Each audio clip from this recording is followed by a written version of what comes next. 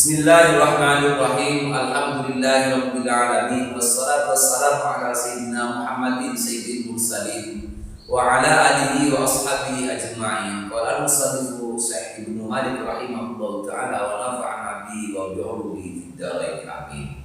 Bismillahirrahmanirrahim. An-nakiratu wal ma'rifatu.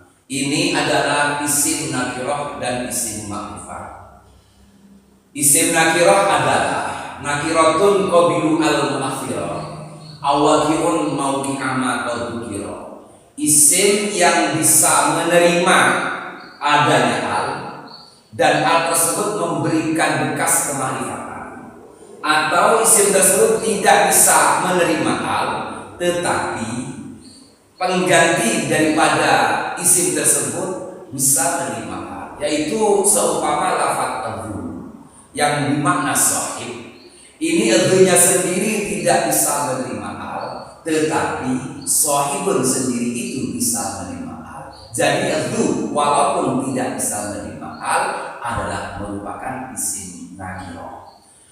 Sedangkan isim ma'rifat wa ghairuhu ma'rifatun, apabila tidak isim nakirah maka itu adalah isim ma'rifat. Sedangkan jalan daripada isim ma'rifat kahun lebih Hinda ibni al-Mundan al-Lani, seperti lafaz hum berupa isim dhamir, di isim isyarah, Hinda isim alam, kita lewat ibni al-Gulami yaitu isim yang di depannya ada alnya, al-Ladi isim mausul, ibni yaitu contoh daripada isim yang dimudhafkan kepada salah satu yang lima ini, baik dimudhafkan kepada isim dhamir, dimudhafkan kepada isim isyarah, dimudhafkan kepada alam, dimudhafkan kepada yang ada alnya, atau dimudhafkan kepada isim mausul. Isim dhamir adalah malidi ghaibatin aw huduri, isim yang mempunyai makna gaib atau hadir. Hadir di sini bisa berupa mutakallim atau mukhatab, atau dengan kata lain isim dhamir adalah isim yang mempunyai makna gaib yaitu orang ketiga, atau mempunyai makna mutakallim orang pertama, atau yang mempunyai makna mukhatab yaitu orang kedua. Selain daripada isim dhamir maka itu adalah isim dhamir. Isim dhamir dibagi dua, ada isim dhamir muttasil, ada isim dhamir munfasil. Sedangkan isim dhamir muttasil adalah ma la yubtada wa la yali illa ikhtiyar. Isim dhamir yang tidak bisa dibuat terkait mubtada dan juga tidak bisa disandingkan dengan lafaz illah kecuali di dalam darurat sihir. Seperti lafaz ibni akramaka, ia dan akafnya lafaz ibni akramaka ini tidak bisa diterjadikan terkait mubtada dan juga tidak bisa diberi illah di depannya. Salih mamalah demikian juga, ianya lafaz salih dan haknya lafaz salih ini tidak bisa dibuat terkait mubtada, juga tidak bisa dibuat diberi illah di depannya. Wa kullu mudmarin lahu binayati, setiap isim dhamir itu seperti telah kita terangkan di al-mu'rab wal mabni, ini wajib hukumnya mabni. Karena apa? Bisyabahin minal hurufi, karena menyerupai huruf syibah wal syibah yang serupa di dalam penulisan atau penempatannya, yaitu satu atau dua. Walabdu majrur kalab di manusia. Isim dhamir ini lafadznya yang nasab dan lafadznya yang zer, mahal nasab dan mahal zernya itu lafadznya sama. Lalu apakah yang sama itu yang nasab atau yang zer? Di sini Kiai Imam Syekh Imam Ibnu Malik mencoba menerangkan beberapa hal yang berkaitan dengan itu, yaitu lafadznya dhamir di sini ini baik rafa, baik nasab, baik zer itu sama. Bukan seperti yang untuk menistisnai atau memperkecualikan dari lafaz walabdu majrur walabdu maju wa kalabdu madusib, ini diistisnai dengan lafaz lain. Nah, domir na ini bisa dibuat menjadi mahal rafa, bisa mahal nasab, bisa mahal jar. Seperti di dalam lafaz a'rif bina fa innana bina. Bina di sini enanya ini mahal jar. Fa innana enanya di sini mahal nasab, nilna di sini mahal rafa. Dan alifun waw nun ini juga demikian, bukan tertentu di dalam dhaif, bukan tertentu di dalam mutakallim, di dalam mukhatab, yaitu yang umpamanya yang alif. Alima ini merupakan domirnya mahal rafa, tetapi dia alif tersebut menunjukkan ini dhaif huma. Sedangkan yang mukhatab iklama ini di dalam iklama ada domir antuma, dan antuma itu adalah mukhatab. Alimu ada wawunya di belakang. Wawunya di sini menunjukkan ada domir wawu, ada domir dhaif, wawu jama. Sedangkan iklamu ini bukan dhaif tetapi mukhatab, yakni antum. Sedangkan yang nun alimna di sini ada domir guna di dalamnya, tetapi iklamna ini adalah mukhatab, bukan dhaif lagi. Sedangkan domir muttasil itu domir munfasil itu ada yang mahal rafa, ada yang mahal nasab. Sedangkan domir muttasil itu bisa jadi mahal rafa, juga bisa jadi mahal nasab, dan itu bisa jadi mahal jar. Yang munfasil mahal rafa yaitu sudah kita ketahui semua, ana, nahnu, anta, anti, antuma, antum, antuna, huwa, dia, huma, hum, huna. Itu yang mahal rafa munfasil. Sedangkan yang mahal nasab munfasil, iya ya, iya na, iya ka, iya ki, iya kuma, iya kum, iya guna, iya hu, iya la, iya huma, iya hu, iya guna. Sedangkan yang mahal jar pasti dimudahkan atau diberikan munzir di depannya. Seperti dor, misalnya kita kita guna, kita buka, kita budi, kita bukuma, kita buku, kita bukuna, kita buku, kita buha, kita bukuma, kita buku, kita bukuna, dan seterusnya. Dan selanjutnya begitu. Wa fi diyarin ayati al-muttasil idza ka'ata ayati al-muttasil, ketika di dalam hal tidak domir syair, maka domir tersebut harus didatangkan secara muttasil.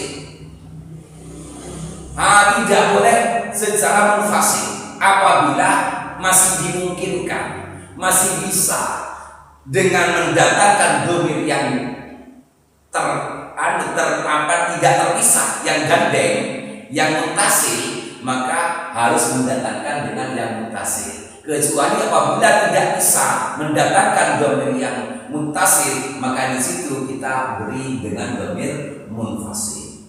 Itu aturannya.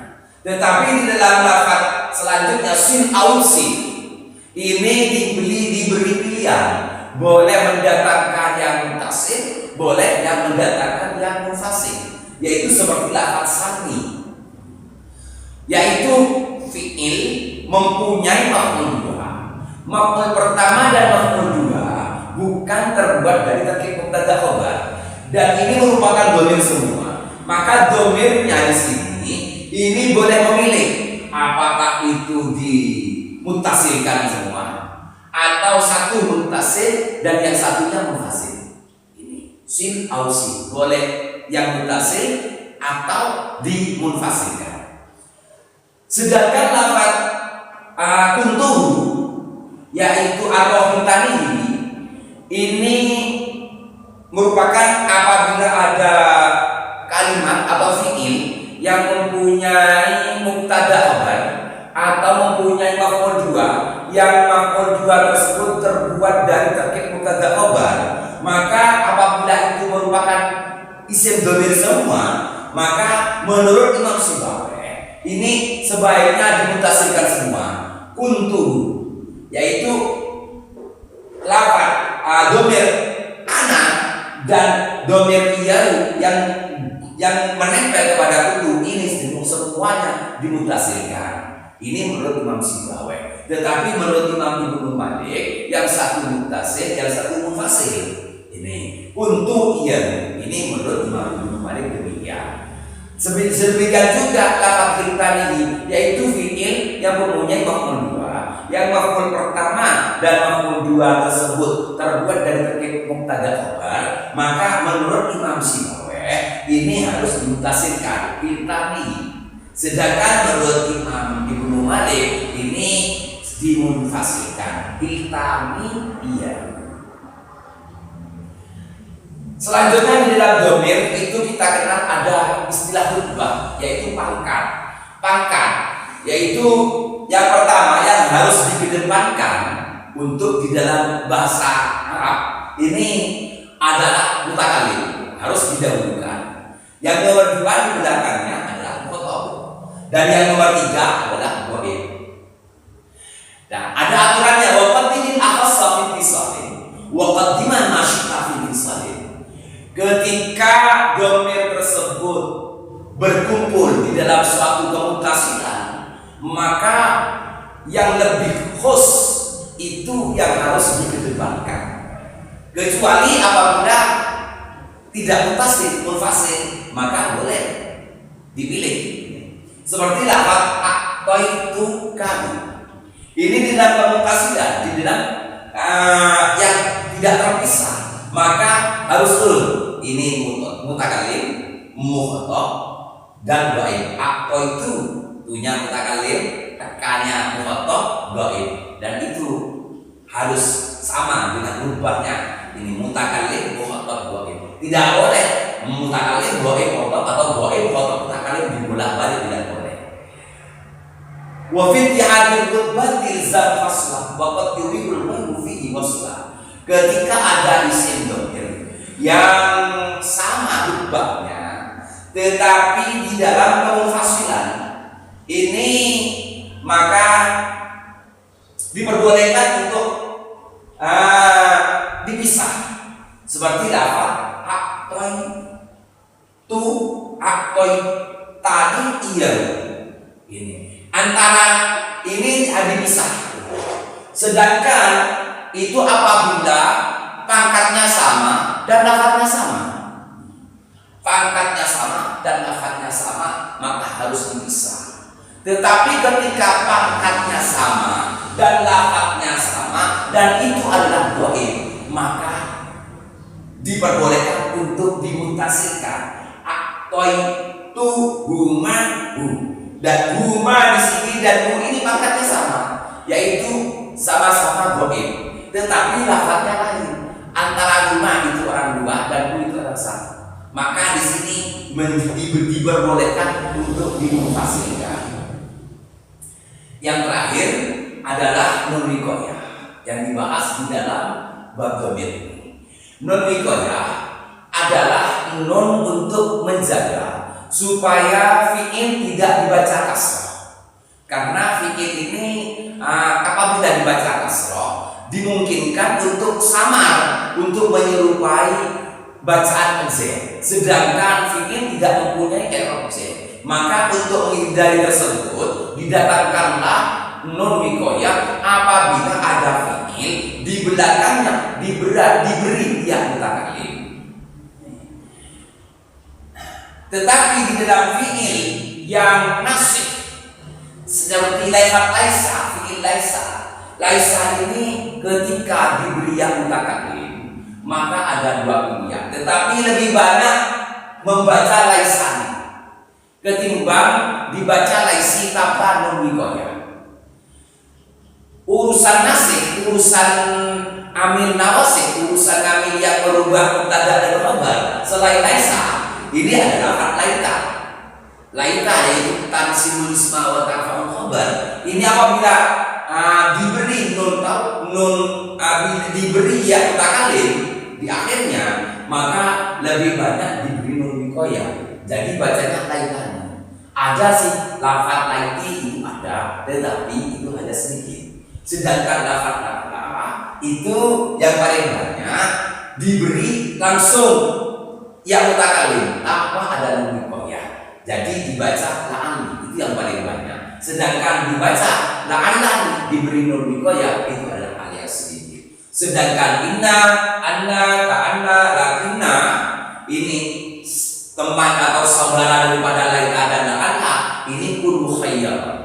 Kita disuruh pilih apakah itu diberi nun wikoyah atau tidak diberi nun wikoyah ketika diberi yang mutakalim. Jadi ini boleh, innani boleh, anni boleh, annani boleh, ka'anni boleh, ka'annani boleh, lakini boleh, kelakinani boleh.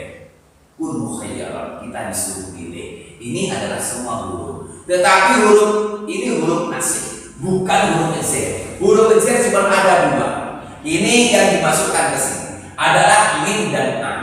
Min ketika diberi yang mutakalim, maka min dan an ketika diberi yang mutakalim, maka itu lebih banyak pakai nun wikoyah. Jadi dibaca mini atau ani. Sedangkan dibaca mini atau ani itu adalah sedikit.